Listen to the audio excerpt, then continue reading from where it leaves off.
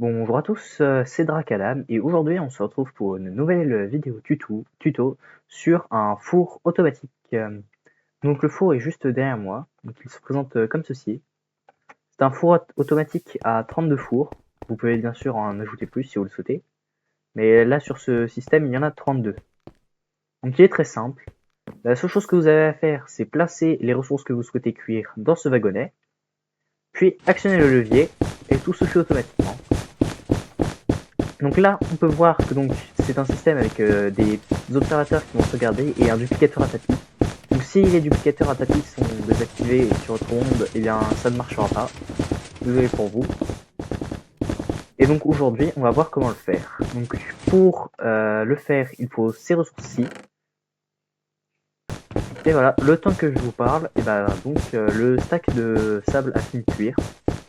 Donc cela vous montre un petit peu l'efficacité du four. Et une fois que c'est fini, vous n'avez qu'à simplement désactiver et le wagonnet va revenir tout seul. Voilà, on va pouvoir commencer la construction du four. Premièrement, vous allez prendre vos deux coffres que vous allez placer comme ceci. Vous allez prendre vos entonnoirs que vous allez placer comme ceci. Donc, vous allez placer 17 entonnoirs. Donc 1, 2, 3, 4. Voilà, donc une fois vos 17 entonnoirs placés, vous allez venir placer dessus vos fourneaux. Donc il y en aura 16 de ce côté-ci. Puis à 3 blocs de distance, vous allez venir placer un entonnoir, vous placerez un four, ensuite vous allez venir comme ça relier, faire une ligne pour que les entonnoirs soient reliés, puis vous allez relier cet entonnoir là à celui-ci. Et puis vous allez placer 15 autres entonnoirs. Une fois ces 15 entonnoirs placés, vous replacez 15 fours en plus par-dessus. Une fois les fours placés, vous allez pouvoir venir placer les entonnoirs derrière les fours. Une fois cela fait, vous allez pouvoir venir placer les entonnoirs au-dessus du four. Donc, les entonnoirs du bas, eux, vont servir à récolter les ressources qui ont été cuites par les fours. Les entonnoirs du haut vont permettre de mettre les ressources que vous avez à cuire. Et ceux sur le côté vont permettre de mettre le combustible. Donc ici, ce sont les tapis. Vous allez venir prendre des rails, puis vous allez venir en mettre partout sur le haut. Vous prenez vos blocs de construction, vous venez les placer comme ceci ici, puis vous prenez vos 5 rails, que vous mettrez comme ceci. À la fin du chemin, ici, vous allez venir y placer un bloc pour éviter que le wagonnet sorte. Ici, vous allez venir comme ceci, placer une structure comme ça. Vous placez un rail, vous placerez un autre rail au-dessus, puis vous casserez ce rail-là, afin que le rail soit orienté comme ceci. Donc maintenant, vous allez venir prendre un levier que vous allez placer juste ici. Ensuite, vous allez prendre vos entonnoirs, puis vous allez les placer comme ceci. Tous reliés directement vers l'entonnoir juste en face d'eux. Vous allez venir en placer qui regarde directement au-dessus.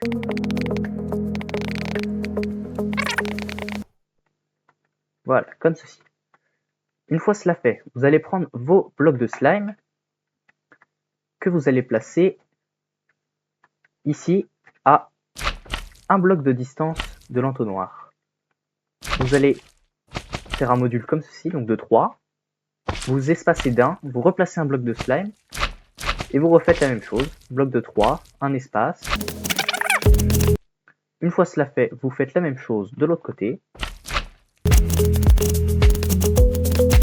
Donc normalement, ça doit ressembler à comme ça maintenant.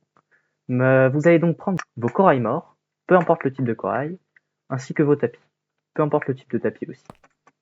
Mais il vaut mieux que ce soit les mêmes. Voilà. Une fois ça fait, vous allez venir prendre vos blocs de construction et les placer comme ceci, tout au long, pour empêcher que les tapis n'aillent dans les fours n'importe comment lorsque ce sera dupliqué. Attention à ne coller aucun bloc de construction au bloc de slime, cela pourrait casser le tout.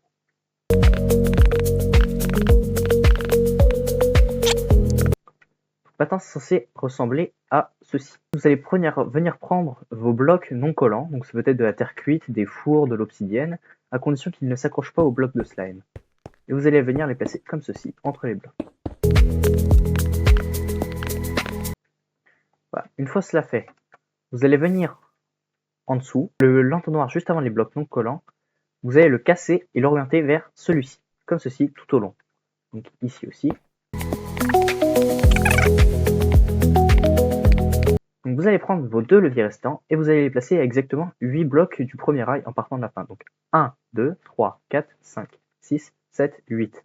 Vous allez placer juste ici, actionnez le levier, puis vous allez faire la même chose de l'autre côté, donc juste ici. Ça va permettre que tous les rails de propulsion soient activés, sauf celui-ci qui sera donc activé par votre levier. Et n'oubliez pas de rajouter un bloc ici pour éviter que le wagonnet s'en aille. Vous allez venir prendre de la redstone, vos observateurs, vos 9 pistons collants et vos répéteurs. Vous allez venir prendre un bloc de construction que vous allez laisser juste ici, ainsi qu'une poutre de redstone. Relié à cette poutre de redstone, vous allez mettre un piston collant, puis vous allez faire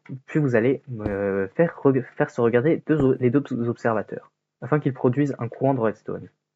Donc vous activez le piston, puis vous le désactivez.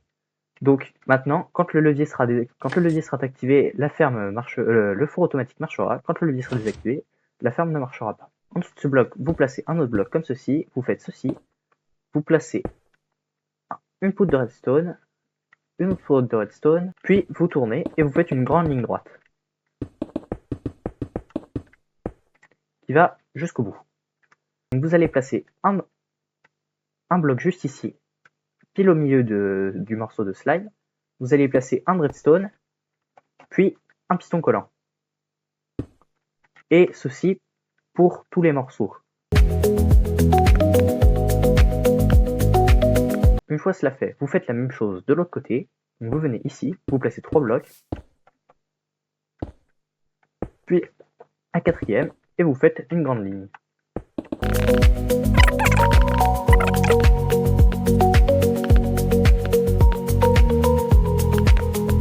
Et voilà, maintenant c'est censé ressembler à ceci. Ensuite vous allez relier les deux bouts, vous placez un bloc comme ceci, un bloc comme ceci, et ensuite vous allez jusque de l'autre côté. Vous placez de la redstone. Et maintenant, afin que le courant s'étende bien partout, vous allez donc activer la ferme. Vous pouvez voir que l'éducateur adapté marche, mais pas jusqu'au bout. Donc, quand la redstone s'arrête, donc vous voyez qu'elle s'arrête ici, vous enlevez la redstone, vous placez un répéteur, et vous continuez. Et normalement, ça devrait marcher. Voilà. Donc pour tester tout ce que vous avez à faire, c'est simplement prendre du sable, une 32 blocs, car il y a 32 fours, donc ça va nous permettre de voir si tout marche bien, correctement. Vous placez un wagonnet de stockage, vous y mettez 32 de sable, et vous lancez. Et normalement, tous les fours devraient s'activer. Donc là, la partie fonctionnelle du four est terminée. Maintenant, pour la partie esthétique, puisque pour le moment, ça rend un peu moche, ce que je vous conseille de faire pour cacher les entonnoirs, c'est de prendre des trappes en sapin, ou en chêne, en tout cas des trappes dont on ne voit pas l'autre côté, et vous venez les placer comme ça, tout au long des entonnoirs.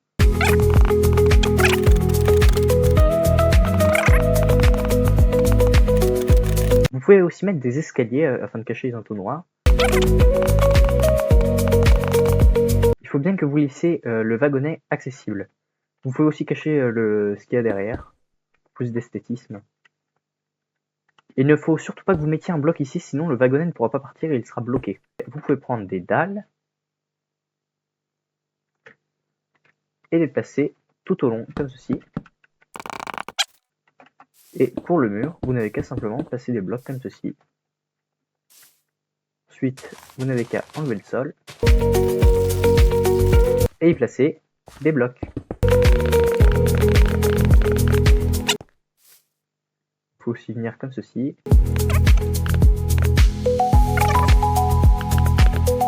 Et voilà, c'est terminé. Donc j'espère que ce tutoriel vous aura plu.